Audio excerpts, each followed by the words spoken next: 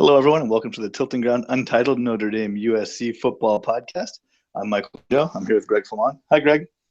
Hi, Michael. How's it going, man? Good. I'm excited to talk about football. It was a good week for football. A weekend, I guess. It was a good weekend, yes. Lots of upsets. Highly ranked teams were beat by lower ranked teams. Yeah. It was great. And one of those upsets was the USC Trojans beating the Washington Huskies. It was an upset. I did not think, I did not think it would be a 2-touchdown game for sure. Well, we thought it would be close for USC. I thought it would be close, yeah. Didn't think they were going to win, though.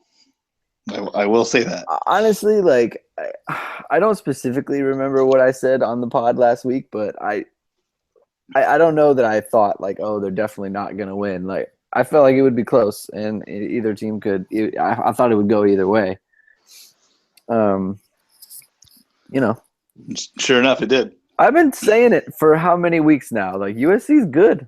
They're good. They're frisky. And you try to tell me that they've been beaten up on goofball teams, and that's fine. But when you look good, you look good. That's true. I mean, I will say I don't think anyone saw Washington no showing quite like this. They looked terrible. They had 17 rushing yards. I mean, something had to do with that. I mean, it's not that they I felt like they didn't really they didn't run it as much as I thought they would.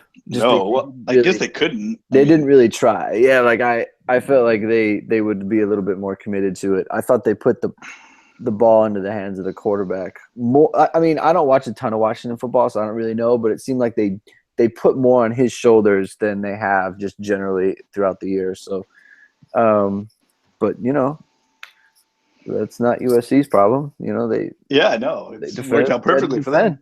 But Adoree Jackson just throwing it all up in my face. Well, it depends on how you look at the game, really. That's two sides of a coin for Adoree Jackson.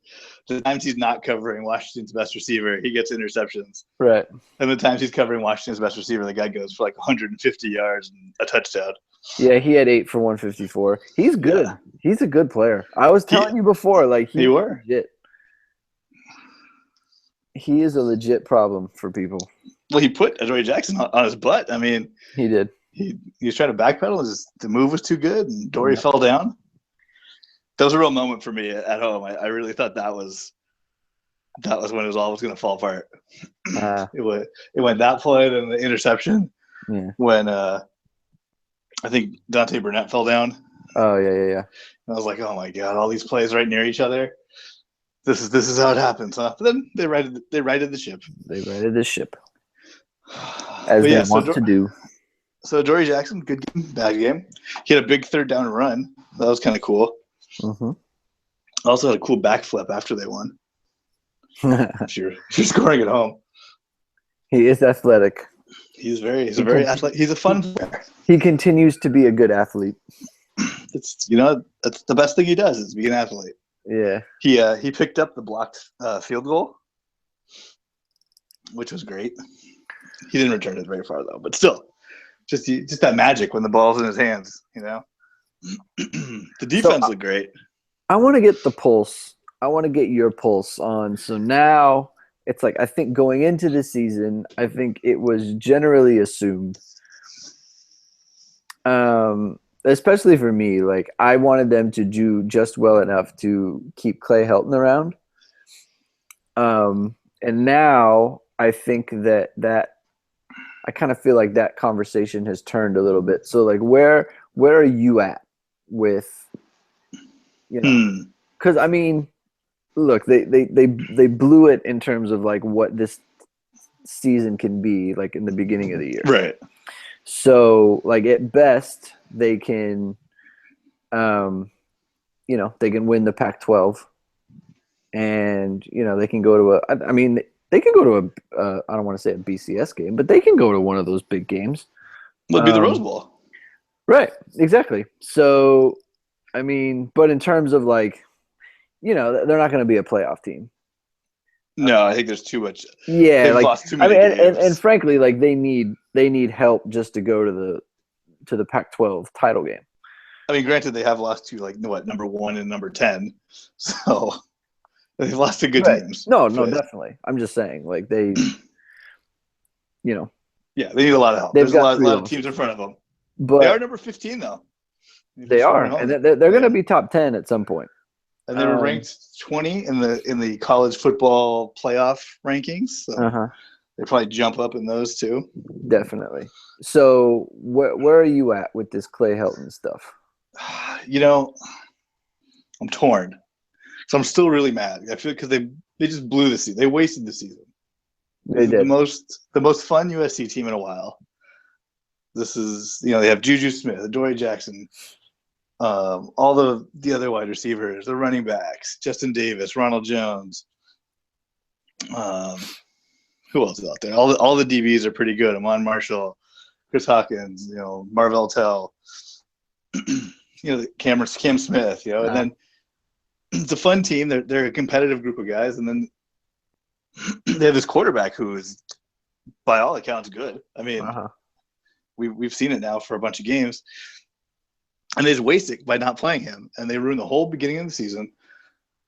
They lose to Utah, they lose to Stanford. Like this is something that could have been avoided. It's something the coach should have known, because it's not like Sam Darnold really ever struggled. Utah game was a little rough, but other than that, he's been fine. And it's like, well, I know it's like a broken record over here. It's just like, what were you watching in the preseason that you thought this was so close when it's clearly not? And Darnold being able to run around makes that offensive line so much better, and it saves them. I think just mentally, I don't know how that really works, but I feel like just them knowing that they don't have to be perfect is such a bonus, because they're all right, and Darnold running around helps them out, so they look even better. And they had a bunch of false starts. The offensive line did. Right. So like, just him being back there, it makes everyone better. So it's just a waste. It's just a waste when you could have had a clear shot to the Pac-12 title game, and you blew it by goofing around this quarterback thing. Now, on the other hand, they've won a bunch of games in a row. They've looked really good doing it. Right. And yeah, so I don't know. I still don't know how good of a coach he is. I'm not ready to drink all the Kool-Aid just yet. Right. Because they had an established team. I guess last year though, the Sarkisian stuff really threw a wrench in the works. But I'm just not quite there yet, because it works out perfectly, because if USC keeps winning, they still need help from Utah and Colorado.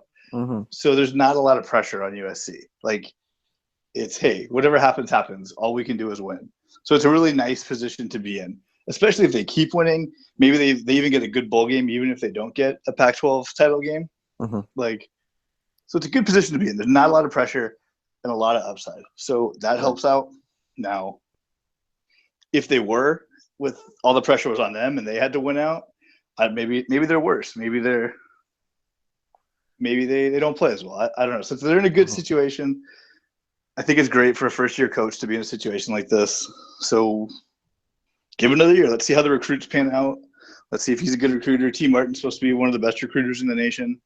So if the 5-star athletes keep rolling in, then he's probably a good enough coach to figure it out. I mean, if he's got the quarterback, then I would say for sure. I mean, look,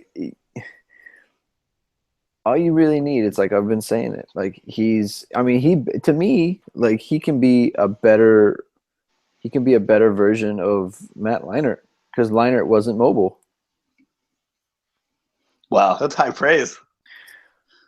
I mean, it's like, whatever you think of Matt Leinart, he will go down as one of the best USC quarterbacks ever. The guy won a Heisman. Look at the guy was throwing to people who were open constantly. Like, he just threw to wide open guys. Like, to his credit, he did so. But I mean, and I feel like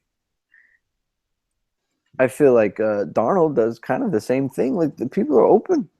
He finds him. People and he knows where to go with the ball. He had And one bad, like real bad interception, but he's a freshman. yeah, like he's young and like he's decisive and he's confident. Like on the first drive, like he does this little look pass and the guy jumps it and it's like, oh, I'm just gonna run forward for 6 yards. And it's like that's a little thing, but like it's a 6 yard gain. Right, like exactly what you should be doing. It's what you should be doing. Right. Like when you could be, when you could be like trying to force it or you could just panic and take a sack or something. Like he does all the little things and he's super confident back there. He's like only going to get better. I think the best thing about him is like you would get concerned with a guy like Juju, right? Like he's leaving. Like he won't be around next year. But like what did he have in the game? Like 3 catches for 41? Something like that. It's like they don't even need him. Like they're effective without having to rely on a star. And they have enough talent, like you said, to where it's like they're gonna be good at work, like any position that they have, and they don't have to rely on one guy. So it's like there's no reason to think that they just won't continue to move the ball just going forward. And they have good enough athletes on defense. They recruit good enough athletes on defense. It's like they're going to be a top 30 team defensively, just generally. Right. Maybe they'll be better. Maybe they'll be a little bit worse. But, I mean, I don't know. I don't have any – like the only reason that I would think that they wouldn't be good is because I had a low opinion of Clay Helton to begin with. And, like, if I didn't have like any opinion of him, like they just hired a guy who, like they went out and hired someone and they started out 1-3 and then they won, 5 straight games or whatever it was. And you have to say they're favored to win out. Yeah, for sure. And like, I have no faith that Notre Dame is going to freaking be even competitive with them. So,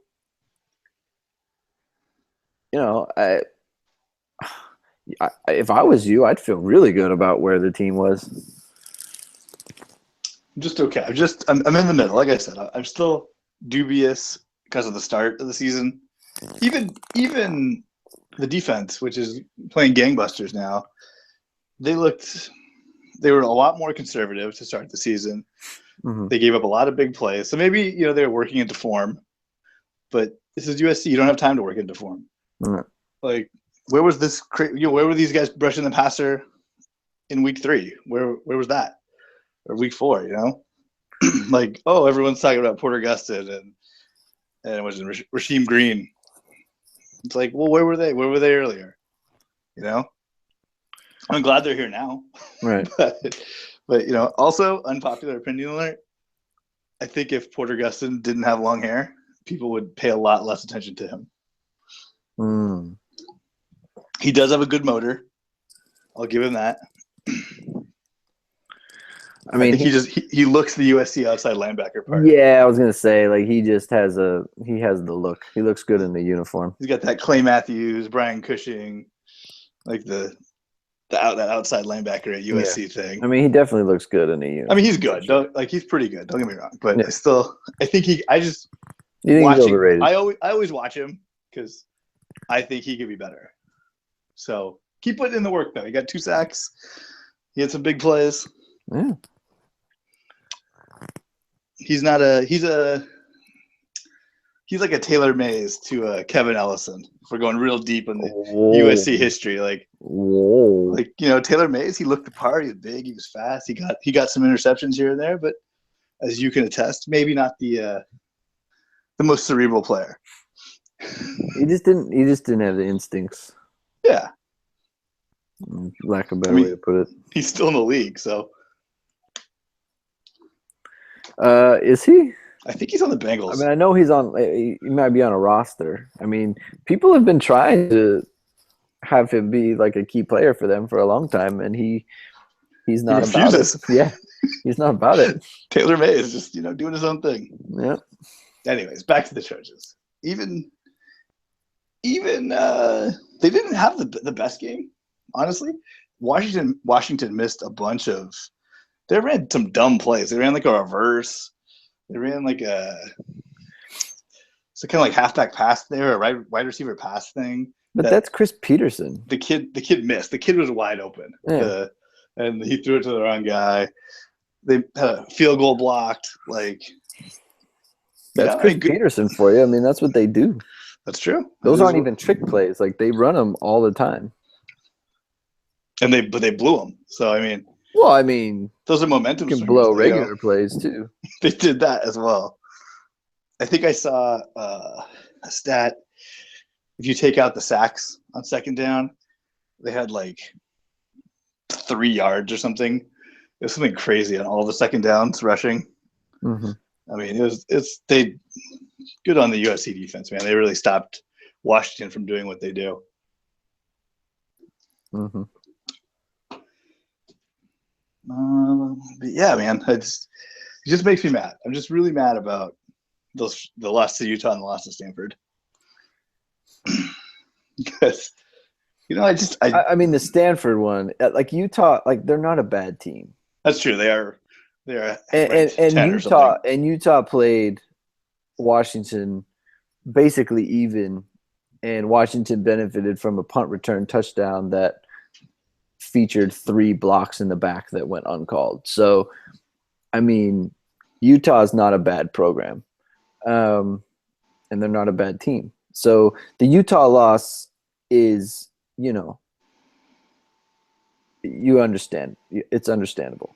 The Stanford loss is, like, that's the one I think that you should be most upset about because Stanford is not good. And you had a guy who hasn't played poorly yet at quarterback sitting on the bench. And the defense played bad too. If we're just going to throw the blame around everywhere. Yeah. The offense didn't help him out, but. Yeah.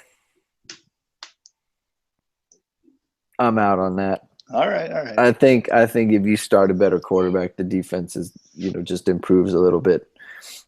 The Stanford loss is pretty inexcusable because that's just a team management.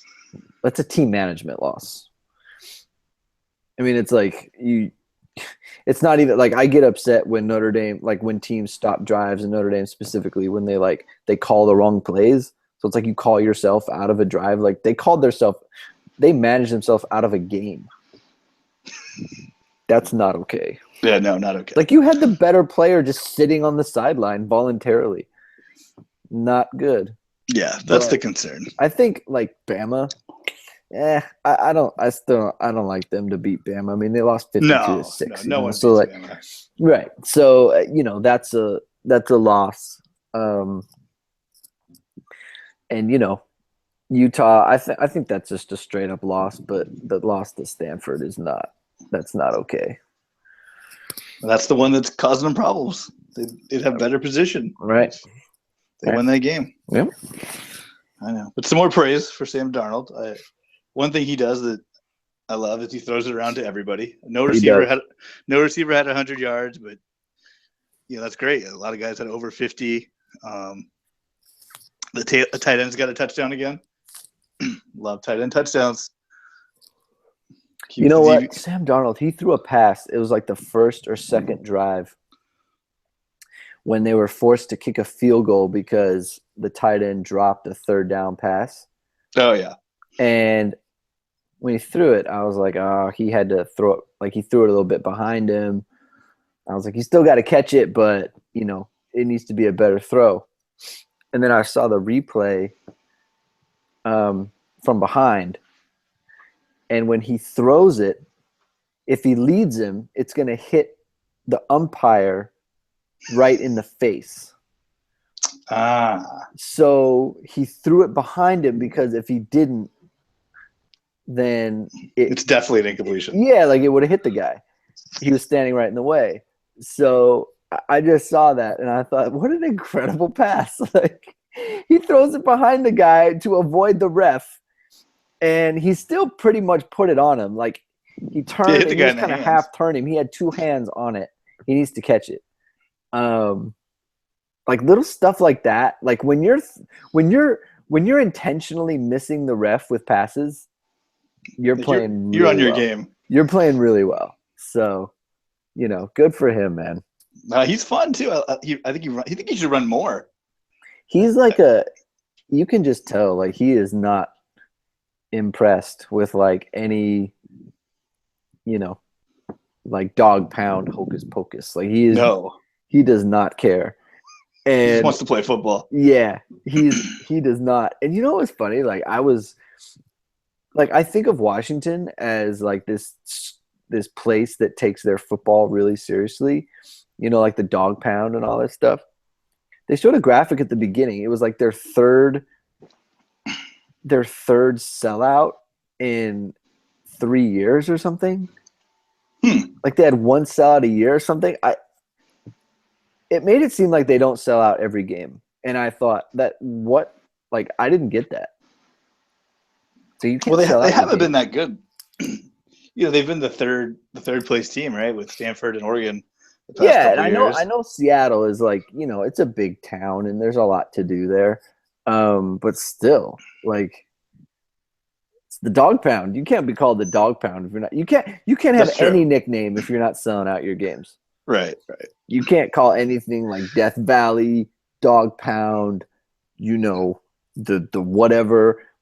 You can't call it anything you're not selling out your games. That's my opinion. I agree wholeheartedly with you. That is my take on the Dog Pound. Was there anything else from the game? I mean, just besides USC just looking great. I mean, what did you think of Washington just as a number 4 team? Like, did you think that they were like a playoff team? I couldn't imagine that team beating Alabama or Ohio State. Let me put it like this. Do you feel like did you come away afterwards and feel like, man, that was a great win? Like SC really, like, was that more of an SC win or is that more of just like Washington? It's like, I don't think they're that great. I think it's an SC win. I'm going SC win. Okay. Washington had their chances. Their second best player had a really good game. Their quarterback kind of no-showed. Their running backs never got going because of the USC defense. Right. Is what we're attributing that to. So I'm going USC win. I think they still have a bunch of good players. Budda Baker is still a good player. Their leading tackler got hurt. Like, there's still a lot of quality players at Washington. Okay. So given what you know about USC, let's just assume that they win the next 2 games. All right. They're definitely favored. So, and they'll probably be favored by double digits. Well, I guess we'll get to that. But, like who can, like, that you've seen in college football, who can USC not beat right now? Like who would you, if they were to play them, you think to yourself like, oh man, that's like, I'm considering not watching. Alabama, obviously, for obvious reasons. Right. Ohio State, I don't think they can keep up with Ohio State. Okay. Though Ohio State did have the bad game against Penn State. But that's the problem with that logic is because, like, you wouldn't say Ohio, like, they couldn't keep up with Penn State. Right. So. I feel like that's Ohio State's bad game. Like, you get it. Everyone has a bad game. Okay. So you kind of get that out of the way. Okay, so both teams play their best, like you assume. Yeah. Okay, I think continue. Ohio State would just score too much. I don't think the defense could stop them. Okay.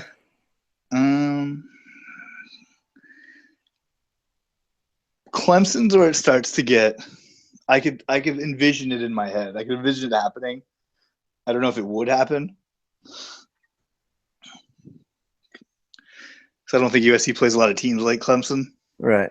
And they have trouble with running quarterbacks generally. Right. So that's where it's like I could really talk myself into it, but I don't think it would happen.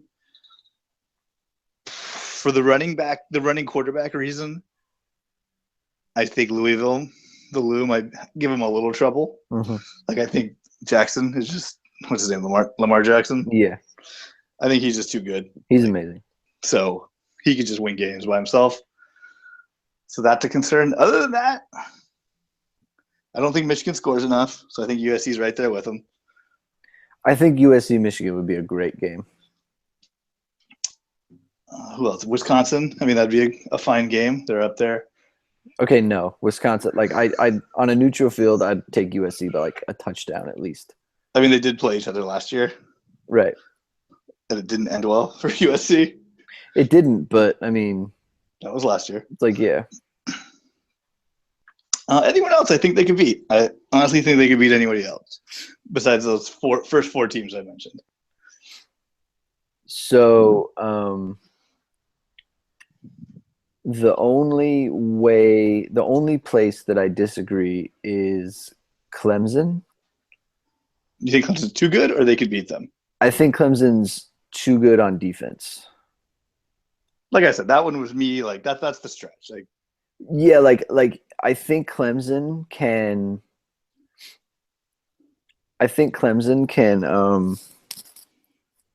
They can get pressure with 4. So that's what hurts USC. Like that's why Alabama was so good against them, because I feel like Clemson's defensive front. Like I think they could just pressure USC without having to blitz anybody. that would gum things up. Yeah, like that makes it hard. But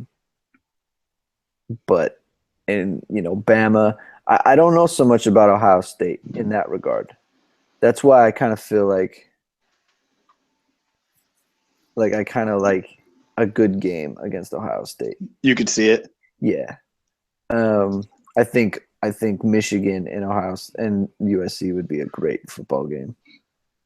I wouldn't worry about like Texas A&M or any of that trash. No.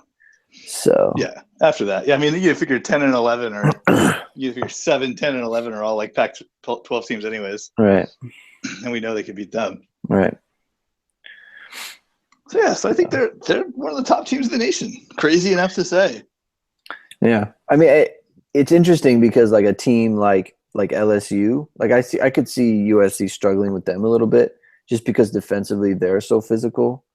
Yeah. Like I don't know that USC could or I don't know that LSU could like score a lot of points against USC at all. But that's like I could see that being just like both teams are in the teens kind of thing, maybe early 20s. So it's like, but LSU, I don't really consider them to be that great. So like I feel like SC is at that point where it's like they could.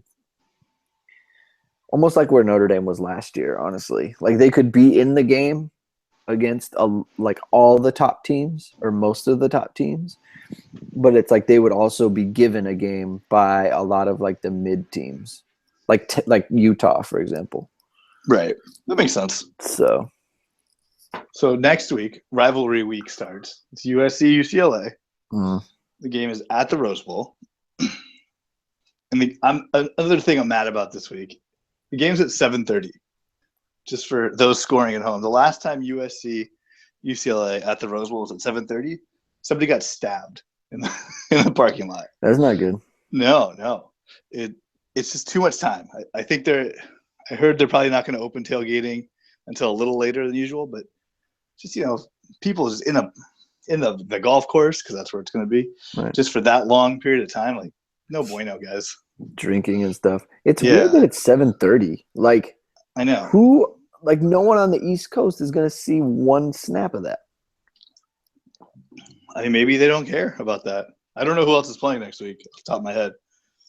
To take like the 4:30 spot. It's super surprising that that's not a 12:30, 4:30, 5 o'clock game. Yeah, for sure. Very strange. UCLA won last week? Yeah, they won last week, finally. But they're all banged up. Jim Moore is like half checked out. Yeah. Like, famous last words, but shouldn't be a problem. It's a rivalry game, though, so you never know. I wouldn't say shouldn't be a problem just because of the rivalry factor.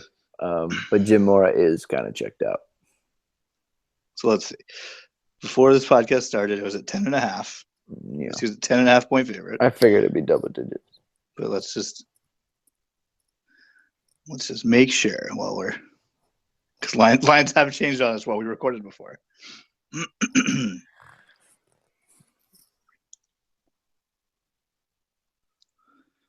10.5 still. Okay. So yeah, I'll give those points. I'm giving as well. Yeah, it's USC, man. Juju's been a little banged up, I think, is kind of what they've been saying. He's always banged up. Nothing official, but the back injury from a couple weeks ago is still slowing him down. He's always has some sort of problem. That's what happened against Oregon. I remember we kind of talked about how he didn't play. He didn't play well. Yeah. They took him out towards the end, just to save him some reps. Mm-hmm. So I think he's still a little more banged up than need be. Justin Davis should be another week healthier. But Ronald Jones looks great when he gets all the touches. No doubt. I don't know about great, but and he's always a threat to break one. So he doesn't look bad. Yeah, he doesn't look bad. So yeah, I feel comfortable giving the points. One more thing before we get out of here. We mentioned last week. I was curious who was calling the plays, and like manna from heaven,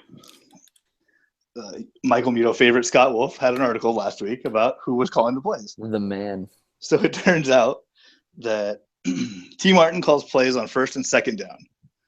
If third down's a passing play, quarterback coach Tyson Helton calls the plays. And Clay Helton has offered input throughout the drives. So if it's a run, then T. Martin calls it? I think it's still T. Martin. That's super weird. Right, like how do you know? Like I feel like that's kind of on the move situation. Well, I think probably what happens is Clay Helton says, "I want to throw here," or "I want to." What do you got, Tyson? Yeah, that's I want to throw here. Yeah, probably. Okay. So yeah, so for those of us keeping track, that is how USC is calling plays. I think that's it for the Trojans. Let's go to your team, Greg. Yeah, let's go to substandard football. Everyone I know was worried about you last week. Worried about me? Yeah. Why? My girlfriend was worried about you because it was a rough week. You know, you've had some political views that the nation has disagreed with. Apparently, your football team is spiraling out of control. You know what, man? You kind of needed this one. You know what? Notre Dame losing to Army would have been like the least of my concerns this week. I'll tell you that. We let off the nice podcast. You know? We let off the podcast. It was a week of upsets. So no, man. Army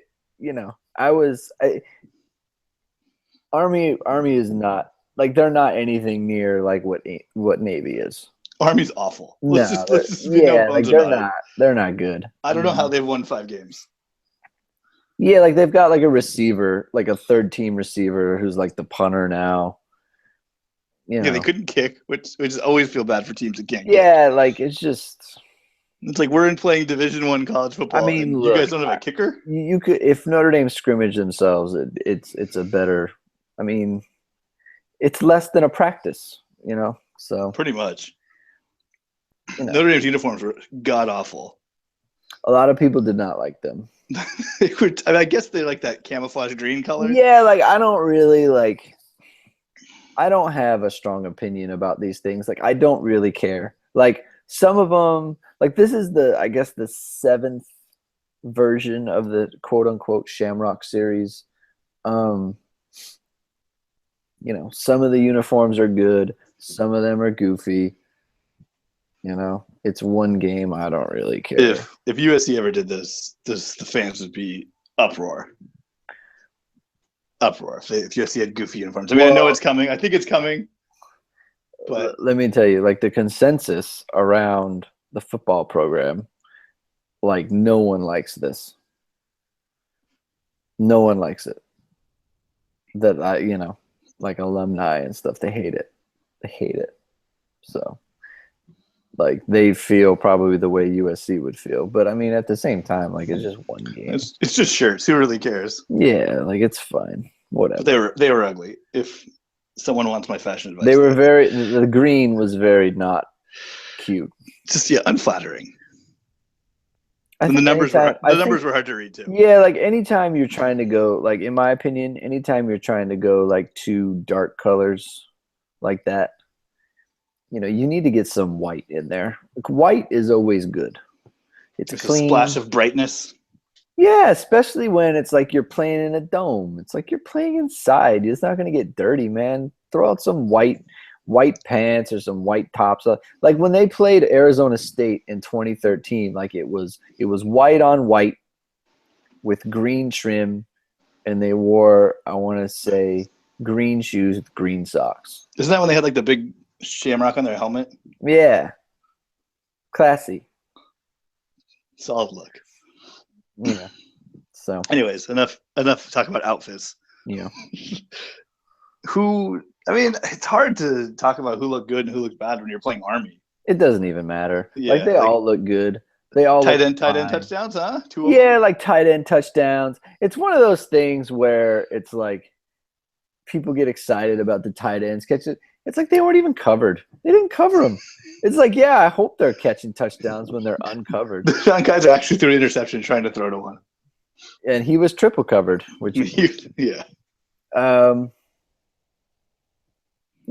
They ran the ball well.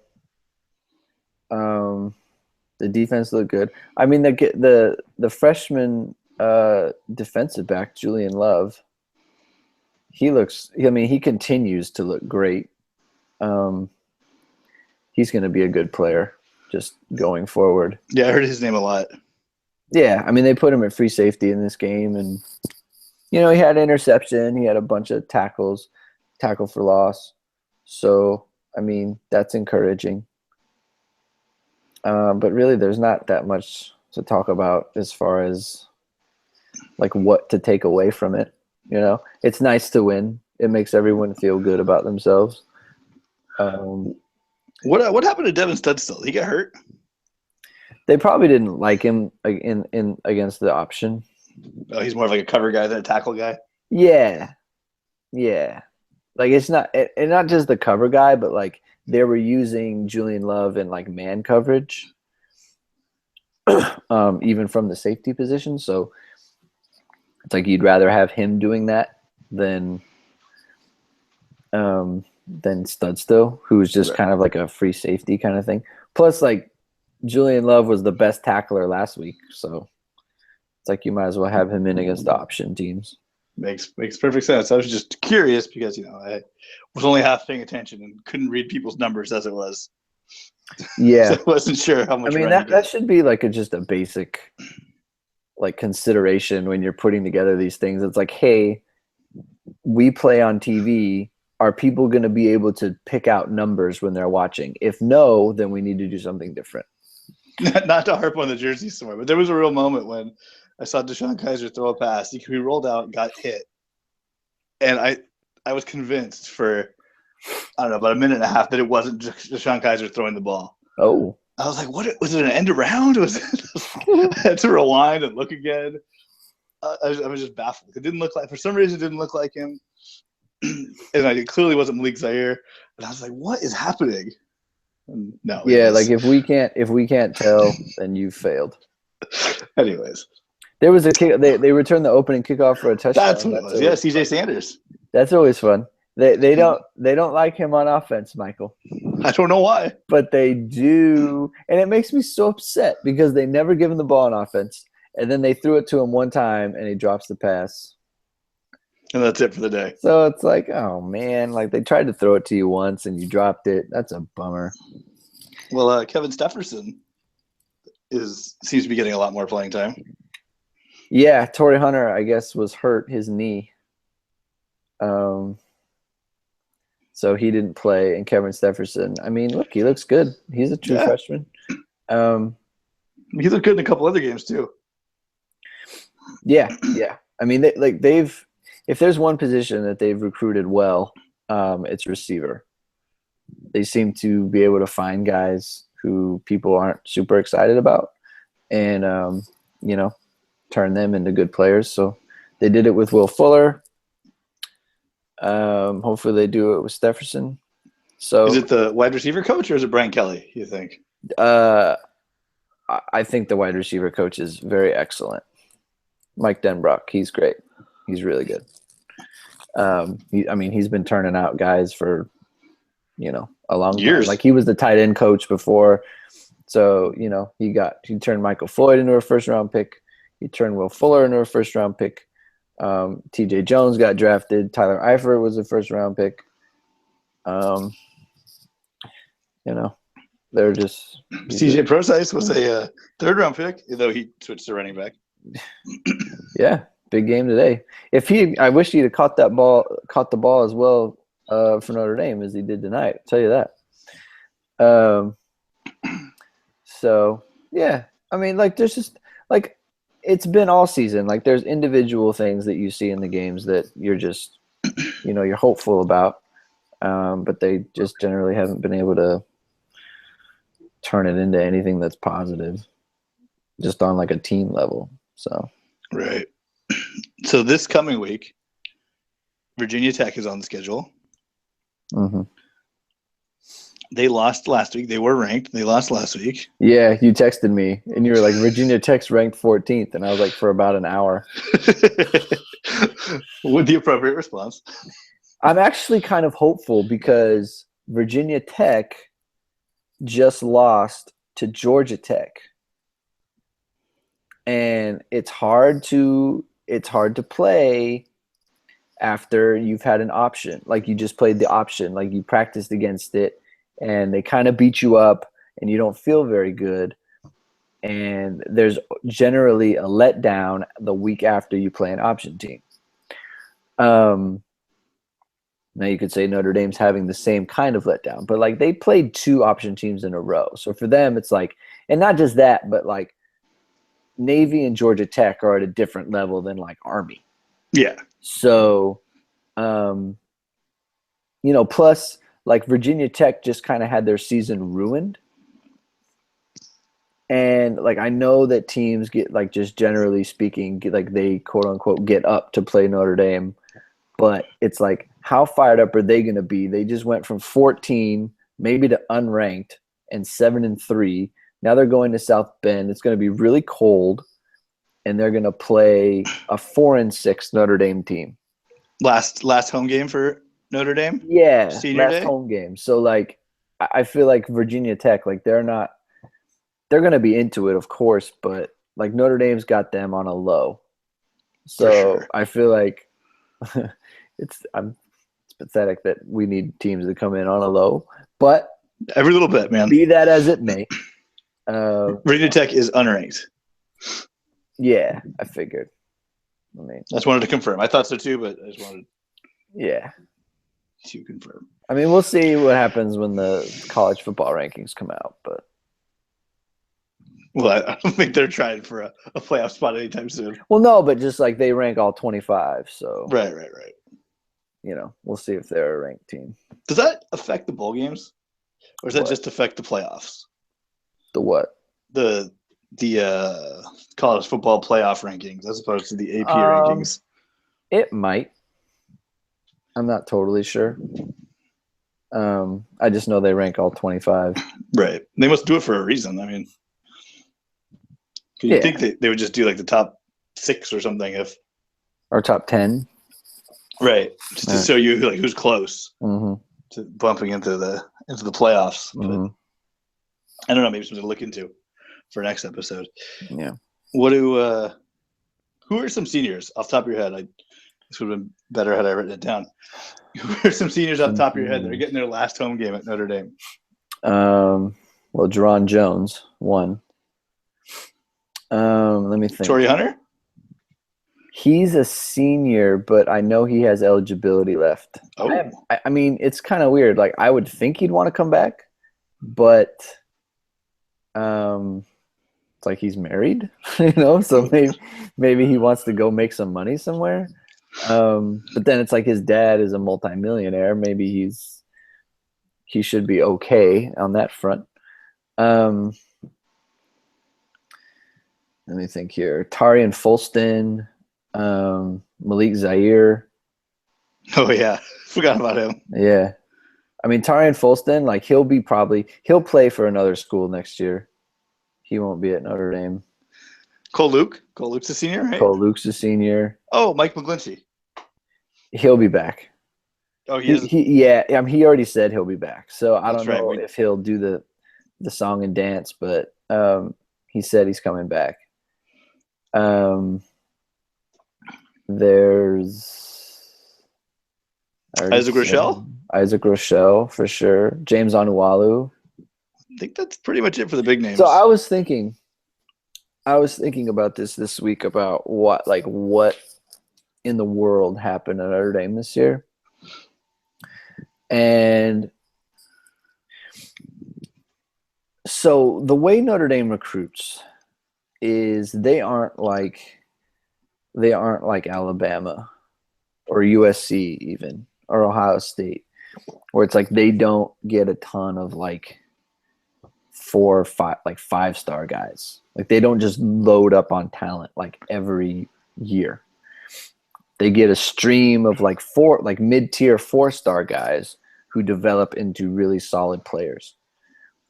And what really hurts Notre Dame and what has hurt Brian Kelly in the past, like 2014 went this way too, is when they have a bunch of guys leave early. They're not good enough in recruiting to withstand a bunch of early defections. That's an interesting thought. So the younger guys aren't up to speed and they can't pick up for one of these older guys who still could have come back. Yeah, like they're not ready to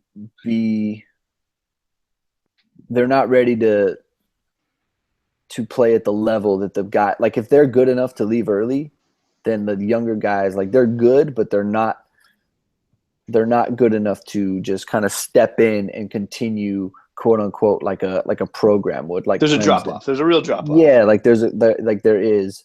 And I think what we've seen this year is like you have a bunch of individually talented players, but they don't know how to play. They don't know how to play together. They don't know how to play. And it's like it kind of shows itself when it's like you lose all these close games. It's like, yeah, like we're good enough to be in the game, but we're not good enough to finish the game because we haven't played yet. Right. So in 2014 or in 2013, they lost a bunch of guys early, and it kind of showed at the end of the year in 2014 when people started to get hurt, because it was like, oh, like we don't have these people in reserve. And then they also had the 5 guys suspended, so you lost 5 starters that way. So it's like if people are gonna leave early and then you're gonna lose 5 starters just right off the team like that, like Notre Dame doesn't have the depth of talent to withstand that sort of thing. Because think about like and it's hard with Jalen Smith because like he got hurt anyway, so he wouldn't be playing. But like Will Fuller left early. But there's no one to take his spot. Like those guys behind are pretty good. Like Equanimeous St. Brown, Toy Hunter Jr. Like those guys are fine. But it's like they're like imagine if Equanimeous St. Brown was like the 3rd best receiver and not the 2nd best receiver. Right. Or even look at Ronnie Stanley, whatever his name was. Ronnie Stanley. He leaves, and Michael McGlinchey was supposed to be good, but apparently, him being the full-time left tackle, right, and whoever getting shifted around kind of affected the running game. Right. And and then they move and let's say like even he stays, like, or if he left and Mike McGlinchey still leaves, or like he still moves over to the left side, they had the right guard who started last year, Steve Elmer. He left early to like not even play football, but he was a 3-year starter. And so now you just take him off. Like imagine if he was still on the team, like if Will Fuller was still on this team, if CJ Prosise was still on this team, if Kavari Russell was still on the team, who left early also. I mean, Max Redfield didn't leave early, like he by choice. He was asked to leave early. Like he's another guy who, was going to start and then did not. Like he's not on the team, and then that doesn't even get into like when people start to get hurt. So, like imagine if you had all those guys still on the team, and the guys backing them up were, playing reserve roles. It's like I think, all of a sudden Brian Kelly's not a terrible coach anymore. And I think he's responsible for the fact that like he can recruit, like he can recruit better. It's not like he can't. He's responsible for that, but it's like I think that like at least under Kelly, like when he's good enough to see a bunch of guys leave early, that's kind of a tell for like the next year is not going to be that good. So okay. So next year should be great. If next year should be better, right? Like next year, like you would expect, it's like okay, because we know he can field a 9-win team. An 8, 9, 10-win team. We know he can. Now the question is, can he field like a 11, 12-win team, a playoff team, right? That's why last year was such a missed opportunity.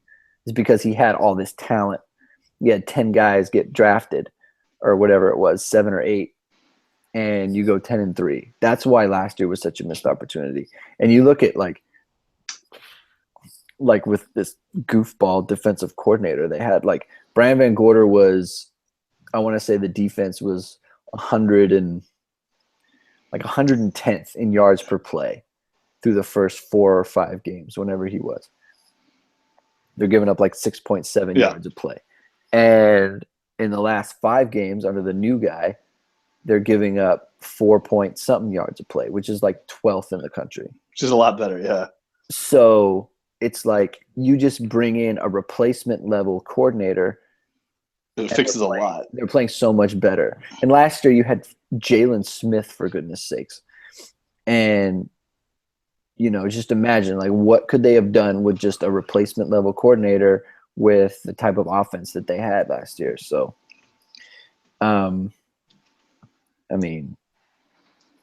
that's the thing. It's like they just had a huge missed opportunity last year. And this year, they shouldn't be 3-6. Like that is still like everything I just said, that doesn't explain 3-6 to me. Like that, right. Like it should be, they should be,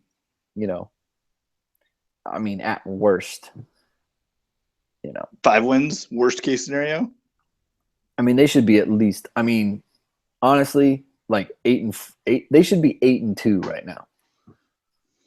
Just based on, the teams that they've been playing are just terrible. Yeah, they haven't played anyone ranked yet. Ouch. So it's really bad. There's no excuse for like being 3-6 with this goofball schedule, or 4-6, but like I understand why they're not like what a playoff caliber team like I predicted. Right. Well, let's pick Virginia Tech here. Okay. Home game for Notre Dame. 12:30 Pacific start. So Notre Dame's a 1-point favorite at home on senior day. That's crazy. I'll give the points. Give the points. So Notre Dame's going to win. You know what? Like, I have a feeling about this too. I think they do win. I agree with you on that. All right. I don't have an over-under for you, so that's fine. You any fun Notre Dame stories? Fun Notre Dame stories? No. I had one. Actually, I forgot it from last week. Oh, okay. If anyone has the time, I can throw a link up somewhere. I think it's on my Twitter feed. Go read about Equanimeous St. Brown's dad. Oh, like Mr. Olympia? He was like Mr. Universe in the early 80s, or in the 80s, I think. Yeah. Oh, he's a very interesting character. And I had no idea.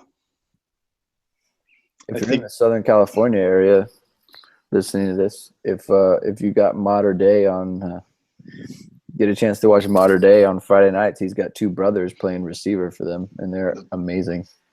This is true. They are great football players. Well, they must have a good workout regimen since their dad was Mr. Universe. They must. Good genes. I'm going to have to yell at my dad. Yeah, why wasn't he Mr. Universe? Yeah, come on, man. All right, on that one, let's get out of here. All right. Follow us on Twitter. We're Tilting Ground on Twitter. We're tiltingground.com. We like us on iTunes. Follow us on iTunes. Greg, what's your Twitter? At Greg2126. So hopefully Greg has a lot of nicer things to tweet about in the coming weeks. Yeah. I'm Michael Muto on Twitter. I took a little vacation for the last week. I'll be back. I'll be back starting strong on Monday. Do it. Other than that, fight on. Go Irish.